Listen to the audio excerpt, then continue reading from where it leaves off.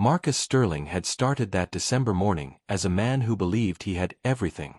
He ended it as a man who realized he'd had nothing at all, until a freezing child in a threadbare sweater taught him that the greatest fortune isn't what you accumulate, but what you give away and get back tenfold. The coat he'd given Oliver that cold morning had been expensive cashmere, tailored to perfection.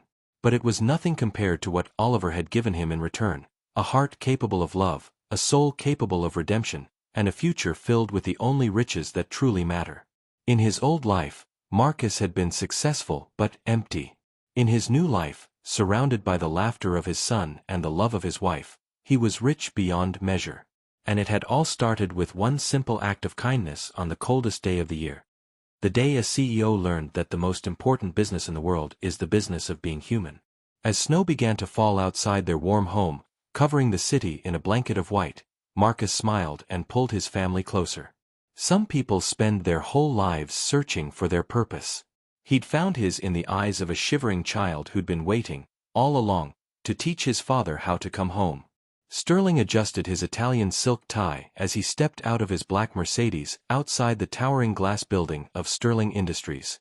At 35, he commanded respect in every boardroom he entered, his sharp suits and calculated demeanor reflecting the empire he'd built from nothing. Success had come at a price though. Relationships were transactions, emotions were weaknesses, and trust was a luxury he couldn't afford. The December wind cut through Manhattan like a blade, but Marcus barely noticed as he strode toward the building's entrance. His mind was already racing through the day's agenda. The merger meeting at 9, quarterly reports at 11, and the charity gala that evening where he'd make the expected appearance, write the expected check, and leave as soon as socially acceptable. That's when he saw him. A small figure huddled against the building's side entrance, thin shoulders shaking violently in the bitter cold.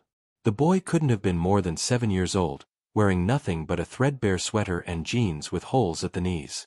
His dark hair was matted, his lips blue with cold, and his small hands were pressed against his arms in a futile attempt to generate warmth. Marcus stopped mid-stride. Something about the child's quiet desperation struck him in a way he couldn't explain. In his world of calculated moves and strategic thinking, this moment demanded nothing but human instinct. Without a second thought, he shrugged off his $1,000 cashmere coat and approached the boy. "Hey there," Marcus said softly, crouching down to the child's eye level.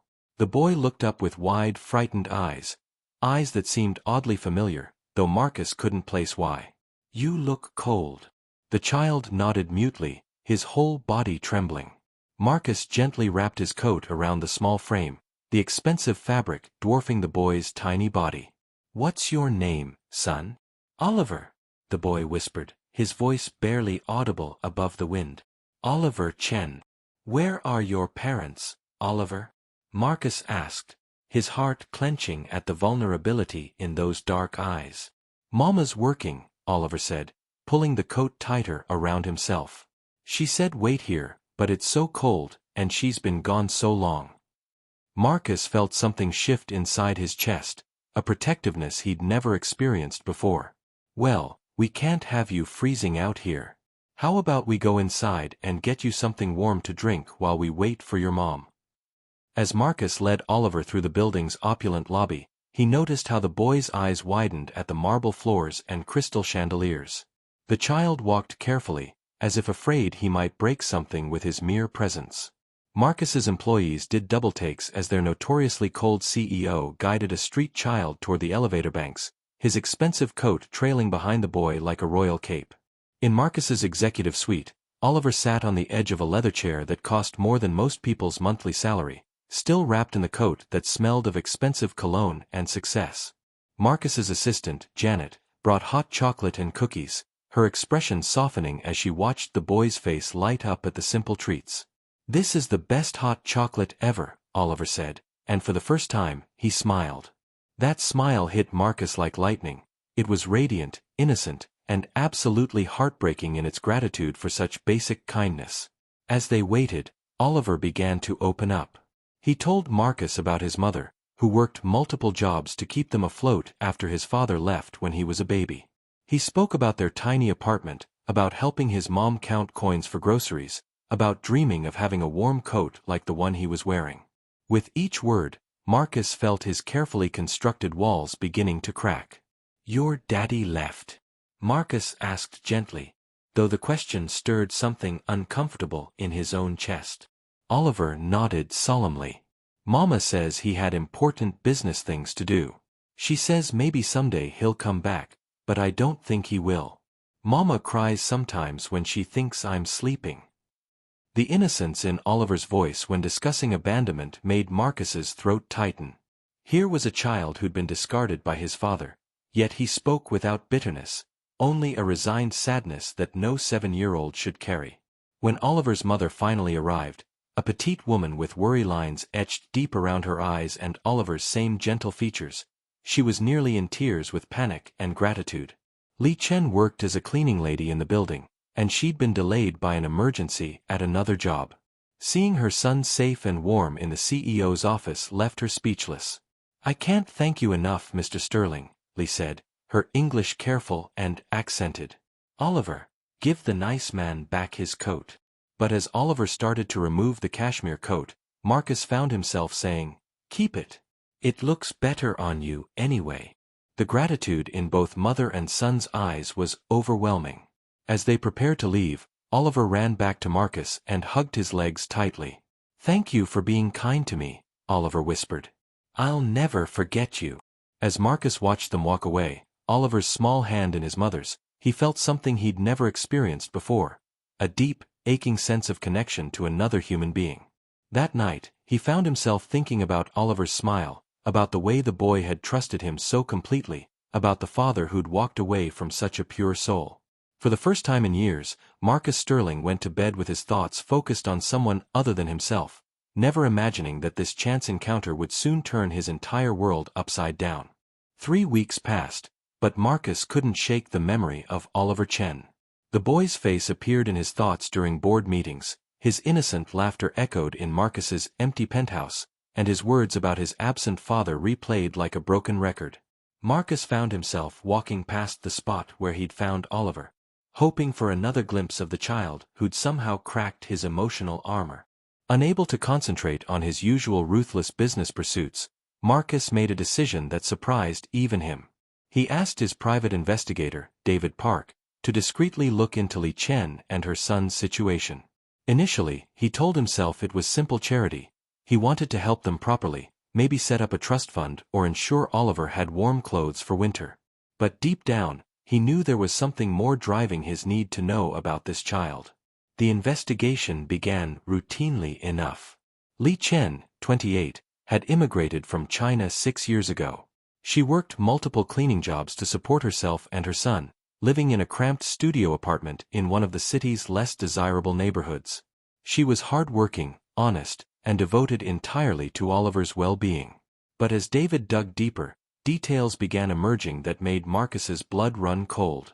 "Mr. Sterling," David said during their meeting, his voice unusually hesitant, "I found some information about Oliver's father that you might find interesting." Marcus leaned forward, his instincts telling him he wasn't going to like what came next. "Go on." According to the birth certificate, Oliver's father is listed as Marcus Sterling. The words hit Marcus like a physical blow. His mind reeled, memories flooding back in a tsunami of recognition.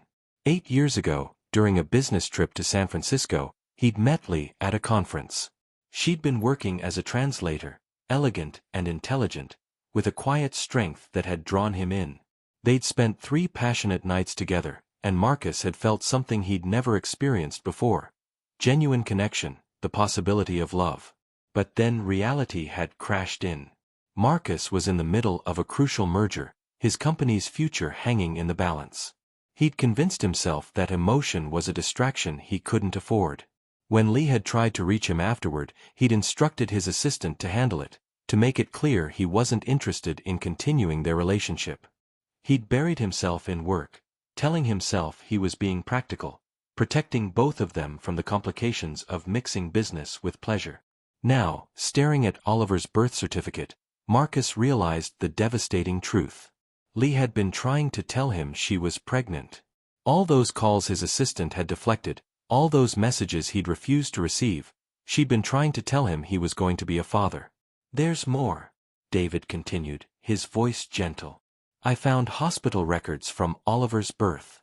Li Chen was alone during the delivery. She listed you as the father on all the forms, but there's no record of you ever being contacted or involved. Marcus's hands shook as he processed the implications. Oliver, the boy whose smile had captivated him, whose trust had moved him to unexpected kindness, was his son. The child he'd comforted in the cold was the same child he'd unknowingly abandoned before birth. Sir. David's voice seemed to come from far away. Are you all right? Marcus stood abruptly, pacing to the window that overlooked the city. Somewhere out there, his son was living in poverty while Marcus inhabited a world of luxury. The boy who'd spoken so matter-of-factly about his father's absence, who'd accepted abandonment with heartbreaking grace, had been talking about him. I need to see them, Marcus said, his voice hoarse with emotion. I need to make this right. But how could he? How do you tell a 7-year-old that the stranger who gave him a coat is actually the father he's dreamed about? How do you face a woman you abandoned, whose attempts to reach you were ignored while she struggled alone to raise your child? That evening, Marcus drove to the address David had provided. The building was a stark contrast to his penthouse. Old brick, fire escapes zigzagging up its face, small windows glowing with the warm light of families making do with little. He sat in his car for an hour, watching other children play in the small courtyard, imagining Oliver among them. When he finally saw them returning from grocery shopping, his heart nearly stopped. Lee looked older than he remembered, worn down by years of single motherhood and financial struggle. But Oliver, even from a distance, Marcus could see himself in the boy's movements, in the way he carried himself with quiet dignity despite his circumstances. As he watched Lee help Oliver with his homework at their kitchen table through the thin curtains, Marcus was struck by a devastating realization. This wasn't just about his guilt or his desire to help. This was about love, the love he'd unknowingly felt for his own child, the connection that had seemed inexplicable but now made perfect sense. Oliver was his son. The boy whose courage in the face of cold and hunger had impressed him, whose smile had haunted his dreams, whose trust had awakened feelings Marcus thought he'd buried forever. This child carried his DNA, his features, and apparently, his resilience. But recognition brought responsibility, and responsibility brought fear. Marcus Sterling, who'd built an empire through calculated risks and strategic thinking, found himself facing the most important decision of his life with no roadmap, no business plan, and no guarantee of success. How do you rebuild a relationship that never had a chance to begin? How do you earn forgiveness from a woman you hurt through neglect and a child who doesn't even know you're his father? As Marcus finally drove away that night, he knew that all his wealth and power meant nothing if he couldn't find a way to heal the damage his choices had caused. The merger that had seemed so important 8 years ago had been successful, making him millions. But sitting in his empty penthouse that night, Marcus realized he'd traded the most valuable thing in the world, his family, for numbers on a balance sheet. Tomorrow, he would begin the most important negotiation of his life, winning back the love of the son he'd never known he'd lost. Marcus spent 3 sleepless nights planning his approach. Every scenario he imagined ended in disaster, Lee slamming the door in his face, Oliver looking at him with hatred instead of the innocent trust he'd shown before, legal battles over custody he had no right to seek. But on the 4th morning, watching the sunrise paint his empty penthouse in golden light, Marcus knew he couldn't live with himself if he didn't try. He found them at the small diner where Lee worked her weekend shift. Through the window, he could see Oliver sitting at the counter doing homework while his mother served coffee to early morning customers. The scene was so domestic, so beautifully ordinary, that it took Marcus several minutes to gather the courage to walk inside. The bell above the door chimed as he entered, and Lee looked up from the coffee pot she was refilling. Their eyes met across the crowded diner, and Marcus watched as recognition dawned on her face. The color drained from her cheeks, and she nearly dropped the pot she was holding. "Oliver," she called to her son, her voice carefully controlled, "go wash your hands, please." Oliver obediently slid off his stool and headed toward the restroom, but not before giving Marcus a delighted wave. "Hi. You're the nice man who gave me your coat." The boy's joy at seeing him again was like a knife to Marcus's heart. As soon as Oliver disappeared around the corner, Lee approached Marcus, her expression guarded but not hostile. "What are you doing here, Marcus?" "I know," he said simply. "About Oliver. About everything." Lee's carefully maintained composure cracked slightly. She glanced around the busy diner, then nodded toward an empty booth in the corner. They sat across from each other, the formica table between them feeling like an ocean. "When?" Lee asked, her voice barely above a whisper. "A few days ago. I had him investigated after what happened with the coat. I wanted to help, and I found out." Marcus struggled with words that felt inadequate. "Lee, I had no idea. If I had known you were trying to reach me, if I had known about the pregnancy, would it have mattered?" Lee's question was quiet but direct. "You made it very clear you didn't want any contact with me. Your assistant was quite thorough in delivering that message." The pain in her voice was devastating. Marcus leaned forward, desperate to make her understand. "I thought I was protecting us both. I was in the middle of a merger that could make or break my company. I convinced myself that what we had was just a weekend, that bringing emotions into it would complicate everything. I was a coward, Lee. I was afraid of what I felt for you, so I ran."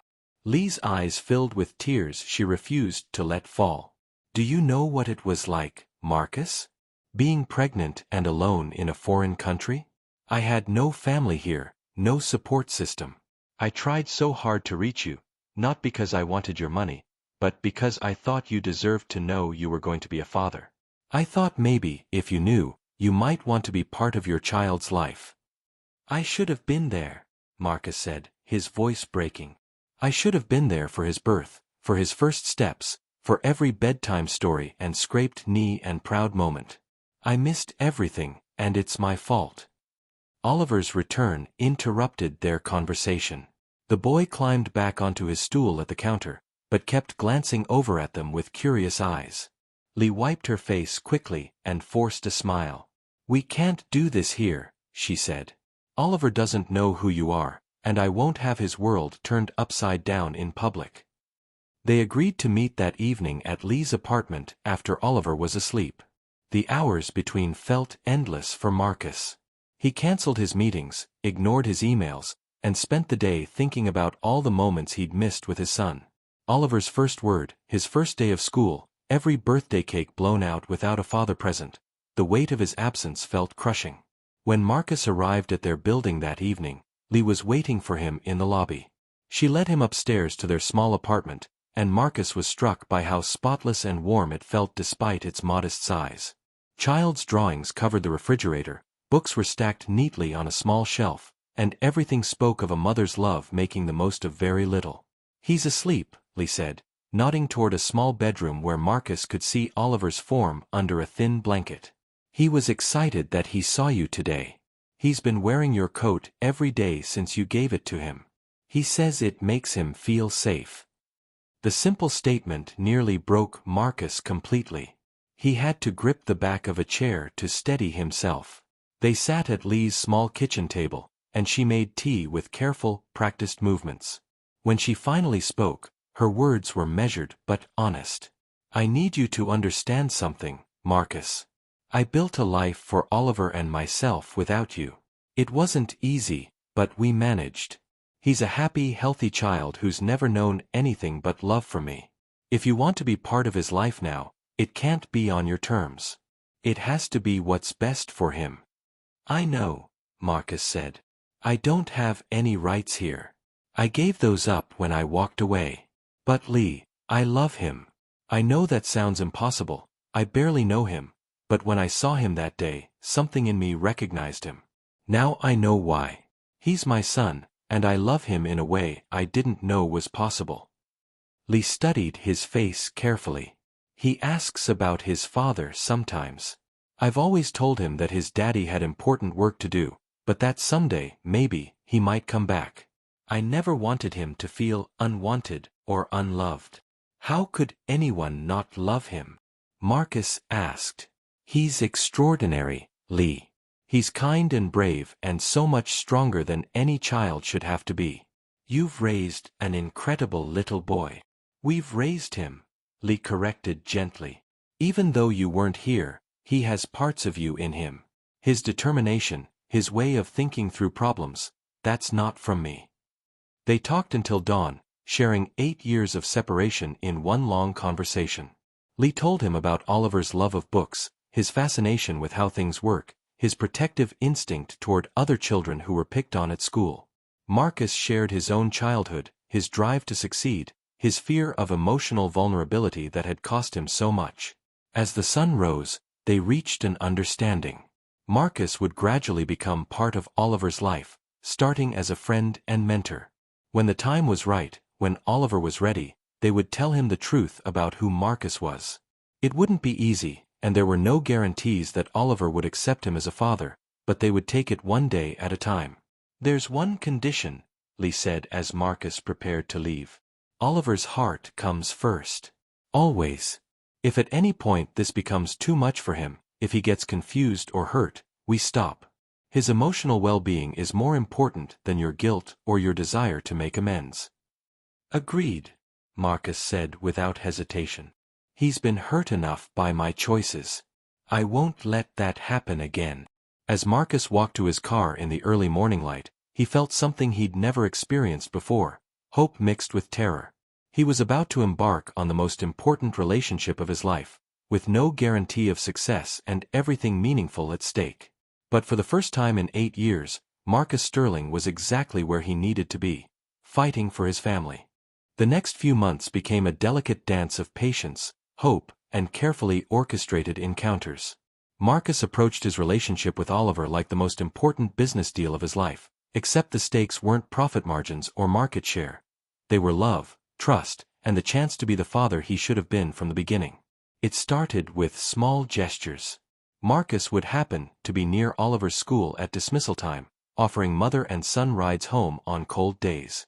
He learned Oliver's schedule, his favorite foods, the small details that make up a 7-year-old's world. Lee watched these interactions carefully, protective but gradually warming as she saw the genuine care in Marcus's eyes every time he looked at their son. Oliver, for his part, seemed to bask in the attention of this kind man who remembered his name and asked about his day.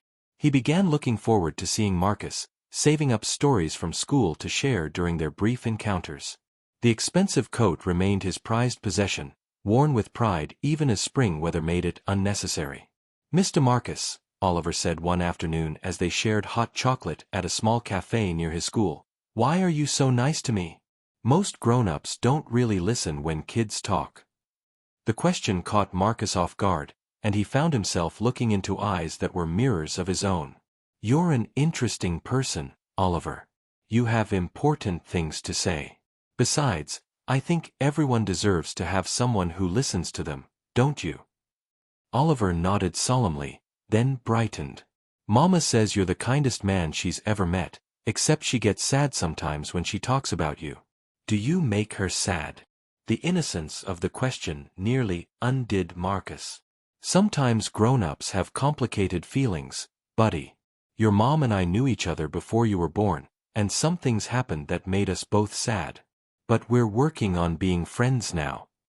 "Good," Oliver said, satisfied with this explanation. "I like when you're around. You smell like my coat, and you make Mama smile more." These moments of pure acceptance from Oliver were both healing and heartbreaking for Marcus.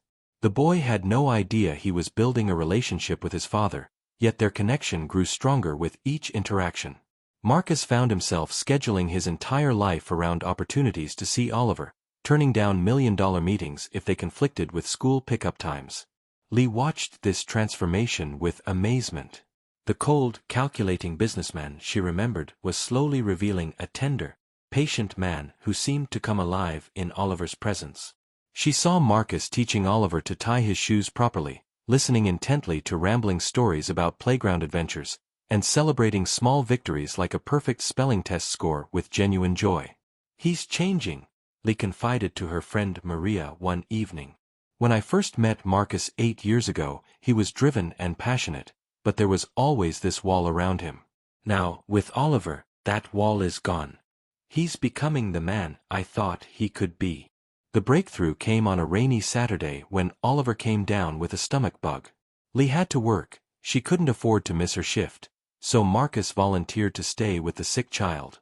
It was their first time alone together for an extended period, and Marcus was terrified he'd do something wrong. But as he held a damp cloth to Oliver's feverish forehead and read story after story from the boy's collection of worn books, something magical happened. Oliver, vulnerable and trusting in his illness, curled up against Marcus's chest and fell asleep to the sound of his voice reading, "Where the Wild Things Are." Holding his son for the first time, really holding him, Marcus felt a completeness he'd never known existed. This small, warm weight against his chest was his child, his blood, his heart walking around outside his body. All the money and success in the world couldn't compare to this moment of pure connection. When Lee returned home that evening, she found them both asleep on the couch, Oliver's head on Marcus's shoulder, Marcus's arm protectively wrapped around the small form. The sight brought tears to her eyes. It looked so natural, so right, like a piece of a puzzle finally clicking into place. "How was he?" Lee asked softly, not wanting to wake Oliver. "Perfect," Marcus whispered back. "He's absolutely perfect, Lee." That night, after putting Oliver to bed, Lee and Marcus had their most honest conversation yet. "I think it's time," Lee said, "to tell him who you are. He loves you already, Marcus. He talks about you constantly, asks when he'll see you next. And you're already his father in every way that matters. He just doesn't know it yet." Marcus felt his heart racing. What if he rejects me? What if knowing the truth ruins what we've built? "Then we'll deal with it together," Lee said firmly. "But Marcus, look at what's already happened. You've both been drawn to each other from the very beginning. That connection, that love, it's real whether he knows you're his father or not. The truth won't change what's in his heart." They decided to tell Oliver the following weekend. Marcus spent the intervening days in a state of nervous anticipation, unlike anything he'd experienced in the business world. No merger or acquisition had ever made him this anxious, this hopeful, this terrified of failure. On Sunday morning, they took Oliver to the park where Marcus had first seen him shivering in the cold months earlier. It seemed fitting to come full circle to the place where their relationship had truly begun. "Oliver," Lee said gently as they sat on a bench watching other families enjoy the spring day, "Mr. Marcus and I have something important to tell you." Oliver looked between them with curious eyes, still clutching the toy airplane Marcus had brought him. "Are you and Mr. Marcus going to get married?" he asked innocently. Lee and Marcus exchanged glances, both caught off guard by the question. That's not what we wanted to talk about today," Lee said carefully. "Oliver, do you remember how you've always wondered about your daddy?" Oliver nodded, his expression growing serious. "You said he had important work to do." "He did," Lee continued. "But sometimes, even when people love each other very much, they make mistakes. Sometimes they don't know about important things that happen." Marcus found his voice, though it shook with emotion. "Oliver, I'm your daddy. I'm your father." The words hung in the air between them. Oliver looked from Marcus to his mother, and back again, processing this revelation with a careful consideration that made him seem older than his years. "You're my daddy?" Oliver asked, his voice small and wondering. "Yes," Marcus said, kneeling down to be at eye level with his son. "I know it's confusing, and I know I haven't been here like I should have been. But I love you, Oliver. I've loved you from the moment I met you, even before I knew you were my son." Oliver was quiet for a long moment, then he looked at the coat he was wearing, Marcus's coat that had become his security blanket. "Is that why I felt safe when you gave me this? Because you're my daddy?" "Maybe," Marcus said, his voice thick with unshed tears. "What do you think about all this, buddy?" Oliver considered the question with the gravity of a much older person. Then, with the simple acceptance that children possess, he threw his arms around Marcus's neck. "I always wanted a daddy," Oliver whispered against Marcus's ear. "I'm happy it's you." As Marcus held his son for the first time as his acknowledged father, he realized that all his careful planning and strategic thinking had been unnecessary. Love, Real love doesn't follow business plans or calculated moves. It simply exists, waiting to be recognized and embraced. The hard work was just beginning. Building a real family, earning his place in Oliver's daily life, creating new traditions and memories to make up for lost time. But holding his son in his arms, feeling Lee's hand rest gently on his shoulder, Marcus knew he'd finally found what success really meant. It wasn't about profit margins or market dominance. It was about this: a child who felt safe in his arms and a woman who'd given him a second chance at the most important job in the world, being a father. 6 months after Oliver learned the truth about his father, the Chen Sterling family had found their rhythm.